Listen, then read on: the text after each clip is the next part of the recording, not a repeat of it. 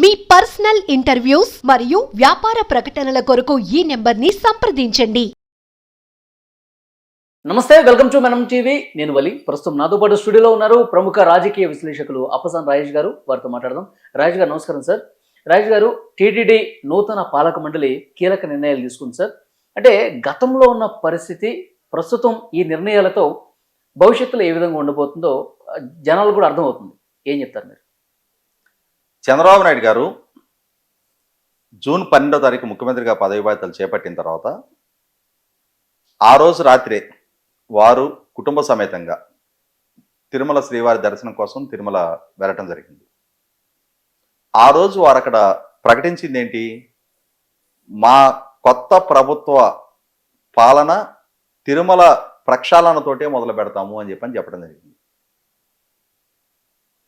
ఇక్కడ గమనించుకోవాల్సింది ఏంటి అంటే, జగన్మోహన్ రెడ్డి గారి పరిపాలన ప్రజావేదిక కూల్చివేతతో మొదలైతే చంద్రబాబు నాయుడు గారి పరిపాలన కోట్ల మంది భక్తుల మనోభావాలతో ముడిపడి ఉన్న, కోట్ల మందికి ఆరాధ్య దైవమైన శ్రీవారి సన్నిధి ప్రక్షాళనతో మొదలైంది. ఇప్పుడు బిఆర్ నాయుడు గారి నేతృత్వంలో తిరుమల తిరుపతి ధర్మకర్తల మండలి ఏర్పాటు జరిగిన తర్వాత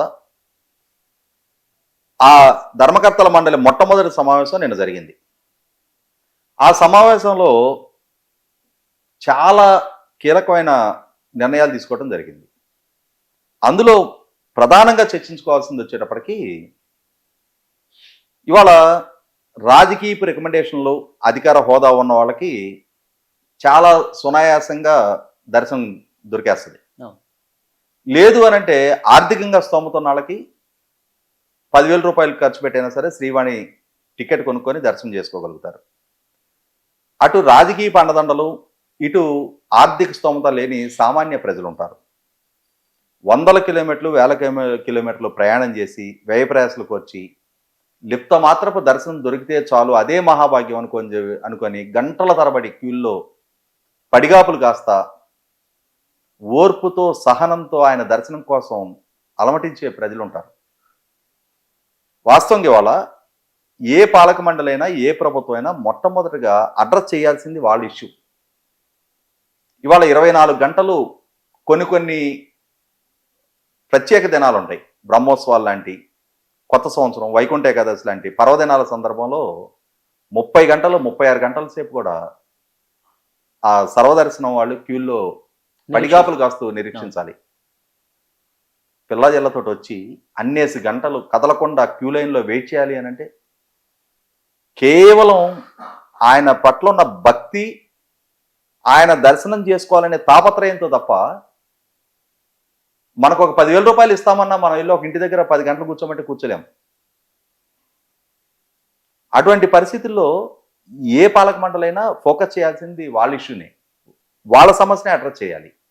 ఇవాళ ఇన్నిన్ని గంటల సమయం వాళ్ళు గడపాల్సి వస్తున్న నేపథ్యంలో ఈ సమస్యను పరిష్కరించాలి, ఈ పరిష్కరించడానికి ఉన్న మార్గాలు ఏంటి అని చెప్పని ఆలోచన చేసి ఆర్టిఫిషియల్ ఇంటెలిజెన్స్ పరిజ్ఞానంతో ఇవాళ 24 గంటల పాటు పడుతున్న ఈ దర్శన కాలాన్ని 3-4 గంటల్లోకి కుదించాలి అని చెప్పని ప్రయత్నం చేస్తున్నట్టుగా ఒక నిర్ణయం వెలువడింది. ప్రాక్టికల్గా మరి ఆ పరిజ్ఞానం ఏ విధంగా ఇంప్లిమెంట్ అవుతుంది, ఏ విధంగా ఇన్ని గంటలు పడుతున్న ఈ క్యూ లైన్ ప్రహసనాన్ని 2-3 గంటలకి కుదించగలుగుతారు? ఎండ్ ఆఫ్ ది డే కుదించగలిగితే సంతోషం. ఇవాళ ప్రభుత్వం 2-3 గంటలు అనుకొని 4 గంటలు పట్టినా తప్పులేదు. కానీ అదంటూ సుసాధ్యం చేస్తే ఖచ్చితంగా కొన్ని లక్షల మంది శ్రీవారి భక్తులకు స్వాంతం చేకూర్చినట్టు ఉంది. అసలు సిసలు శ్రీవారి దర్శనం కోసం కష్ట నష్టాలకు వచ్చి ఆయన దర్శనం కోసం వేచి చూసే సామాన్య సగటు భక్తుడి ఆకాంక్ష నెరవేర్చినట్టు ఉంది.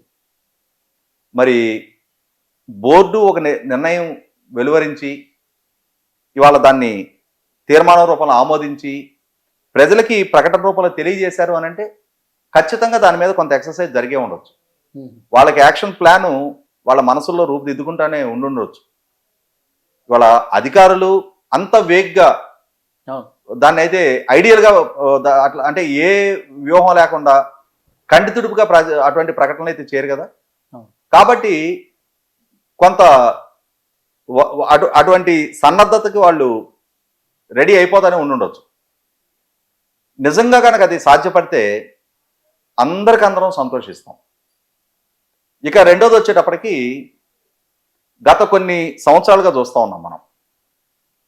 ఇవాళ ప్రతి సందర్భంలోనూ రాజకీయాలు ప్రవేశిస్తూ ఉన్నాయి. సమయం సందర్భం లేకుండా ఆ ప్రాంతం ఏంటి అనేది చూసుకోకుండా, ఎవరన్నా చచ్చిపోయి ఉంటే వాళ్ళ ఇంటి ముందుకెళ్ళి రాజకీయాలు, ఎవరింట్లో అన్నా శుభ్మా అనుకుంటే పెళ్లి చేసుకుంటుంటే అక్కడికి వెళ్ళి రాజకీయాలు. అలాగే ఇవాళ కోట్లాది మంది భక్తులకు ఆరాధ్యదయమైన శ్రీవారి సన్నిధిలో కూడా రాజకీయాలే. దర్శనం చేసుకొని బయటికి రాగానే వాళ్ళు రాజకీయ నాయకులు అయితే అయి ఉండొచ్చు. మీడియా వాళ్ళు సహజంగానే వాళ్ళని పలకరిస్తారు, వాళ్ళకున్న గుర్తింపు గౌరవం దృష్ట్యా, వాళ్ళకున్న స్థాయి హోదా దృష్ట్యా. ఆ పలకరించినప్పుడు కొండ దిగిన తర్వాత నీ రాజకీయాలు మాట్లాడుకో. 24 గంటలు ఏడుస్తుంది ఆ రాజకీయాలే కదా. ఆ మకిలి అక్కడ శ్రీవారి ప్రాంగణంలో కూడా అదే రాజకీయాల గురించి ప్రస్తావించాలా? ఆ రాజకీయ విమర్శలు తప్ప వేరే అంశాలే ప్రస్తావించలేరా? అంటే నిలువెల్లా రాజకీయం మాత్రమే నింపుకొని ఉన్నారా? 4 మంచి మాటలు చెప్పలేరా? ఆ ధార్మిక చింతనతో భక్తులకు సంబంధించిన అంశాలు, సంస్కృతికి సంబంధించిన అంశాలు వేరే ఏదైనా మాట్లాడలేరా? ఈ రాజకీయపు మడ్ స్లెడ్జింగ్కి కూడా తిరుమలనే వేదిక చేసుకోవాలా? కాబట్టి రాజకీయపు ప్రకటనలు ప్రచారాలకి తిరుమలను దూరంగా ఉంచాలి. అటువంటి రాజకీయపు ప్రకటనలకు ఎవరైనా పాల్పడితే వాళ్ళ మీద కేసులు బుక్ చేస్తామని చెప్పని తీసుకున్న నిర్ణయం 100కి 100 ఆహ్వానించదగ్గది. రాజకీయ నాయకులు అనగానే ఏం కొమ్ములు ఉన్నాయి వాళ్ళకన్నా? ఎందుకు అంత బరితెగించి 2019కి ముందు ఒక జెంటిల్మెన్ అగ్రిమెంట్ లాగా ఉండేది, అదేమి జీవో పాస్ అవలా. కానీ చంద్రబాబు నాయుడు గారి ప్రభుత్వ హయాంలో తిరుమలని రాజకీయాలకు అతీతంగా ఉంచుదాము అని చెప్పని ఒక నిర్ణయం తీసుకున్నారు. ఆయన సాక్షాత్తు రాష్ట్ర ముఖ్యమంత్రిగా ఉన్న రోజుల్లో కూడా విలేకరులు వెళ్ళి అక్కడ రాజకీయాల గురించి ప్రస్తావిస్తే ఆయన ఓపెన్గా చెప్పేవాళ్ళు, కొండ దిగినాక రాజకీయాలు మాట్లాడుకుందాం, ఇక్కడ రాజకీయ ప్రస్తావన వద్దు అని చెప్పేవాళ్ళు. ఆ మాత్రపు విఘ్నత మిగిలిన నాయకులు ఎందుకు మెయింటైన్ చేయరు? ఎందుకు కనపరచరు ఆ మాత్రపు విఘ్నత? కాబట్టి మనకి ఒక సామెత ఉంది, మంచి మనిషికి ఒక మాట, మంచి గొడ్డుకు ఒక దెబ్బ అంటారు. మంచి మనుషులుగా ప్రవర్తించినప్పుడు ఈ దండన ద్వారానే, కేసులు బుక్ చేయడం ద్వారానైనా సరే దాన్ని కట్టడి చేసి తీరాలి. అంటే వాళ్ళకే సిగ్గు రావాలి. అరే మనం మాట్లాడటం ఎందుకు, మన మీద కేసులు పెట్టించుకోవటం ఎందుకు? ఇంత మెచ్యూరిటీ ఉంది, ఇంత అనుభవం ఉంది, ఇన్నాళ్ళు ప్రజా జీవితంలో ఉన్నాం, కొద్దిసేపు మనం సమయంలో పాటిస్తే సరిపోతుంది కదా. మనం ఉన్న ప్రాంతం వేరు, ఇక్కడ ఉండే వాతావరణం వేరు, ఇది ఒక ధార్మిక చింతనతో ఉండే ప్రాంతానికి మనం వచ్చాం, ఇక్కడ ఆ ధార్మిక వర్తంతో మనం ఉందాము అని చెప్పనే ఆ కొద్దిపాటి విచక్షణ మెయింటైన్ చేస్తే కేసులు పెట్టేదాకా వెళ్ళాల్సిన అవసరం రాదు. ఇవాళ కేసుల ప్రస్తావన తేవాల్సి వచ్చింది అని అంటే అంత నేలబారు ప్రవర్తించినందుకే కారణం. కాబట్టి ఇదొకటి 100కి 100 ఆహ్వానించదగ్గ వ్యవహారం. ఇంకొకటి శ్రీవాణి ట్రస్ట్. ఈ శ్రీవాణి ట్రస్ట్ ప్రాతిపదికగా చాలా విమర్శలు, చాలా ఆరోపణలు మనం వింటూ ఉన్నాం. కాబట్టి అటువంటి విమర్శలకి ఆరోపణలకి ఆస్కారం లేకుండా, ఇన్ని అకౌంట్లు మెయింటైన్ అవ్వకుండా, శ్రీవారి దర్శనార్థం వచ్చే భక్తులు చెల్లించే ప్రతి రూపాయి కూడా అది టీటీడీకే చెందాలి, డిఫరెంట్ అకౌంట్స్ డిఫరెంట్ ఛానల్స్ ఉండటానికి వీల్లేదు అని చెప్పని తీసుకున్న నిర్ణయం కూడా ఖచ్చితంగా ఆహ్వానించదగ్గది. అలాగే శారదాపీఠం, జగన్మోహన్ రెడ్డి నా శిష్యుడు, నేనే ఈ రాష్ట్రానికి ఒక ముఖ్యమంత్రిని అందించాను అని చెప్పనే బరితెగింపుతోటి తిరుమల శ్రీవారి సన్నిధిలో వాళ్ళ మఠం కోసం అని చెప్పని కొంత వాళ్ళ మఠం నిర్మాణం కోసం భూమి కేటాయిస్తే దాన్ని అతిక్రమించి వేరే భూమిని కూడా ఆక్రమించి ఇష్టారీతిన భవనాలు నిర్మాణం చేస్తే వాళ్ళ భవనం స్వాధీనం చేసుకునే నిర్ణయం జరిగింది నిన్న. ఖచ్చితంగా ఇది ఆహ్వానించాలి. అంటే మేము చట్టానికి అతీతులం, మేము రూల్స్ని అతిక్రమిస్తాము అని చెప్పనే బరితెగింపు ప్రవర్తించే ఎవరినైనా సరే చట్టం ముందు అందరూ సమానమే, పరిధి దాటితే ఎవరిని ఉపేక్షించం. మరీ ముఖ్యంగా శ్రీవారి సన్నిధిలో శ్రీవారినే ధిక్కరించే స్థాయి ప్రవర్తనని అసలు సహించమని చెప్పని ఉమ్, ఆ శారదాపీఠానికి సంబంధించిన భవనాన్ని స్వాధీనం చేసుకోవాలి అని చెప్పని బోర్డు తీసుకున్న నిర్ణయం కూడా 100% స్వాగతించదగ్గ నిర్ణయం. కాబట్టి ఏంటంటే అలాగే కింద ముంతాజ్ హోటల్, ఈ ముంతాజ్ హోటల్ అంశం కూడా వాళ్ళొక ఇన్వెస్టర్స్ వాళ్ళొక హోటల్ ఎస్టాబ్లిష్ చేయాలి అనుకుంటున్నారు. ఆ హోటల్ ఎస్టాబ్లిష్ చేయాలి అనుకుంటున్నప్పుడు ఈ విధమైన వివాదాస్పదంగా మారే నిర్ణయం ఎందుకు చేయాలి? ఇంకొక 4 కిలోమీటర్ల అవతల వాళ్ళకి ల్యాండ్ ఇవ్వండి. ఆ తిరుమల ఆ కొండలు అది శ్రీవారి భక్తుల మనోభావాలతో ముడిపడి ఉన్న ప్రాంతాలు కదా.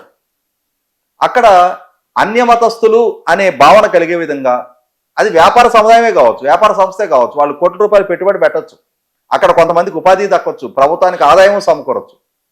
కానీ వివాదాస్పదం అయ్యే ప్రాంతాన్ని ఎందుకు ఎంపిక చేయాలి? కాబట్టి ఆ అలాట్ చేసిన ఆ ప్రాంతం వివాదాస్పదంగా మారిన నేపథ్యంలో ఆ ప్రతిపాదన రద్దు చేసుకోవటం జరిగింది.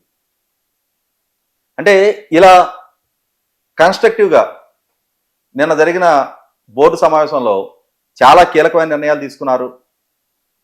కాబట్టి భక్తుల నుంచి కూడా అంటే అన్య మతస్థుల్ని అక్కడ తిరుమల శ్రీవారి సన్నిధిలో పనిచేస్తున్న ఉద్యోగస్తుల్లో ఉన్న అన్య మతస్థుల్ని వారిని వేరే ప్రభుత్వ విభాగాల్లోకి బదిలీ చేయాలని చెప్పని నిర్ణయం తీసుకోవటం అది కూడా ఆహ్వానించదగ్గ పరిణామం. ఎందుకనంటే ఆ బదిలీ చేసే ప్రాసెస్లో వాళ్ళ ఉపాధి కూడా దెబ్బతినకుండా వాళ్ళని వేరే విభాగాల్లోకి బదిలీ చేస్తున్నారు తప్ప వాళ్ళని ఉద్యోగాల నుంచి తొలగేటిలా. ఖచ్చితంగా అది ఒక అంటే వాళ్ళ కుటుంబాల పట్ల వాళ్ళ క్షేమం పట్ల కూడా కన్సర్న్తో తీసుకున్న నిర్ణయంగా దాన్ని పరిగణించాలి. వివాదాలకి ఆస్కారం లేని నిర్ణయంగా దాన్ని పరిగణించాలి. కాబట్టి ఇప్పుడు ఈ బోర్డు తీసుకున్న ఈ నిర్ణయాలు అనేది ప్రజలలో ఆ స్పిరిచువాలిటీ పెంచడానికి, ఆ తిరుమల శ్రీవారి ఆ కొండ మీద అపచారాలు జరుగుతున్నాయి అని చెప్పని ప్రజలలో మా మనోభావాలు దెబ్బతింటాయి అని చెప్పని గత కొన్ని సంవత్సరాలుగా వ్యక్తమవుతా ఉన్న ఆందోళనని అడ్రస్ చేసే విధంగా కొంతవరకు అక్కడ ఉన్న పరిస్థితుల్ని చక్కదిద్దే దిశగానే తొలి అడుగులు పడినాయి అని చెప్పని మనం భావించవచ్చు. ఓకే, చాలా మంచి నిర్ణయాలు తీసుకుని ముందుకు పోతుంది సార్. చూద్దాం ఇక భవిష్యత్తులో ఏ విధంగా ఉంటుంది తిరుమల తిరుపతి దేవస్థానం వైభవం. Thank you very much Appasani Rajesh గారు.